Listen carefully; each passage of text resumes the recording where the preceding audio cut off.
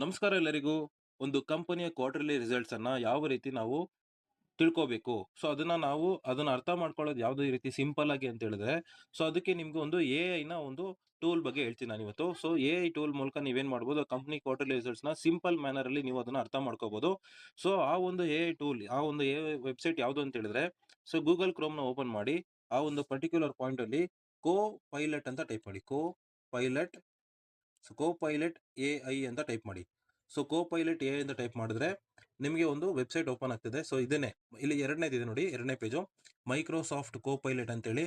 So ಈ ಒಂದು AI website ಮೇಲೆ ಕ್ಲಿಕ್ ಮಾಡಿ. ಕ್ಲಿಕ್ ಮಾಡಿದ್ಮೇಲೆ ಸೊ ಈಗ ಉದಾಹರಣೆಗೆ ನಿಮಗೆ ಸುಮಾರು ಕಂಪನಿಗಳು ಸ್ಟಾಕ್ ಮಾರ್ಕೆಟ್ ಅಲ್ಲಿ ರಿಸಲ್ಟ್ಸ್ ಕೊಡ್ತಾ ಇರ್ತವೆ. ಅದನ್ನ ನೀವು ಓದಿ ಅರ್ಥ ಮಾಡ್ಕೊಳ್ಳೋದು ಸ್ವಲ್ಪ ಕಷ್ಟ ಇರುತ್ತೆ. ಸೊ ಅವರು ಒಂದು ಪೇಜ್ ಒಂದೂವರೆ ಪೇಜ್ ಈ ತರ ಕೊಟ್ಟಿರ್ತಾರೆ. ನಿಮಗೆ ಸಿಂಪಲ್ ಮ್ಯಾನರ್ ಅಲ್ಲಿ ಒಂದು ಟೇಬಲ್ ಅಲ್ಲಿ ಕೊಟ್ಟಾಗ ನಿಮ್ಗೆ ಈಸಿಯಾಗಿ ಅರ್ಥ ಆಗ್ಬಿಡುತ್ತೆ. ಉದಾಹರಣೆಗೆ ಯಾವ ತರ ಈ ಪ್ರಾಂಪ್ಟ್ ನ ಇಲ್ಲಿ ಇನ್ಪುಟ್ ಮಾಡ್ಬೇಕಂತ ಹೇಳ್ತೀವಿ ನೋಡಿ. LIC, ಉದಾಹರಣೆಗೆ LIC ಕ್ವಾರ್ಟರ್ಲಿ ರಿಸಲ್ಟ್ಸ್ ಬಂದಿದೆ. ಅದನ್ನ ಏನ್ ಮಾಡಿ, LICI life insurance corporation of India Q1 results ಅಂತ ಟೈಪ್ ಮಾಡಬೇಕು. ಸೊ ಕರೆಂಟ್ಲಿ ನಡೀತಿರೋದು Q1 ಕ್ವಾರ್ಟರ್ಲಿ 1. ಸೊ ನೀವು Q2 ಬಂದ Q2 ಹಾಕಿ, Q3 Q4 ಯಾವಾಗ ಬೇಕಾದ್ರೂ ಇದೇ ತರ ಟೈಪ್ ಮಾಡ್ಬೋದು. LICI Q1 ರಿಸಲ್ಟ್ಸ್ 2025 ಅಂತ ಟೈಪ್ ಮಾಡ್ಬಿಟ್ಟು ನಾನು ಹೇಳೋ ಒಂದು ವಿಷಯನ ಈ ತರ ಟೈಪ್ ಇನ್ಪುಟ್ ಮಾಡಬೇಕು. ಇನ್ನೇ ಟ್ಯಾಬುಲರ್ ಫಾರ್ಮ್ ಅಂತ ಕೊಟ್ಟಾಗ ಡೇಟಾ ಕ್ಲಿಯರ್ ಆಗಿ ಸಿಗುತ್ತೆ ನೋಡಿ. ಸೊ ನೋಡಿ, ಈ ರೀತಿ ಟೇಬಲ್ ಅಲ್ಲಿ ನಿಮ್ಗೆ ಕ್ಲಿಯರ್ ಆಗಿ ಪಿಕ್ಚರ್ ಕೊಟ್ಬಿಡ್ತಾರೆ. ಸೊ ನಿಮ್ಗೆ ಅದನ್ನ ಅಂಡರ್ಸ್ಟ್ಯಾಂಡ್ ಮಾಡ್ಕೊಳ್ಳೋಕೆ ತುಂಬಾ ಈಸಿ ಆಗುತ್ತೆ.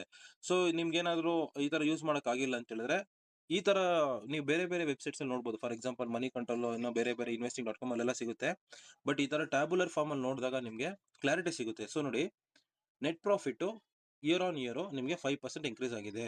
ಸೊ ಪ್ರಾಫಿಟ್ ಏನಾಗಿದೆ, 10,987 ಕೋಟಿ ಇನ್ಕ್ರೀಸ್ ಆಗಿದೆ. Q1 ರಿಸಲ್ಟ್ಸ್ ಇನ್ಕ್ರೀಸ್ ಆಗಿದೆ ಅಂತ ಕೊಟ್ಟಿದ್ದಾರೆ. ಓಕೆನಾ. ನೆಟ್ ಪ್ರೀಮಿಯಂ ಇನ್ಕಮ್ ಅಂತ ಹೇಳಿ ಅದು 1.19 ಲ್ಯಾಕ್ ಕ್ರೋರ್ ಇದೆ.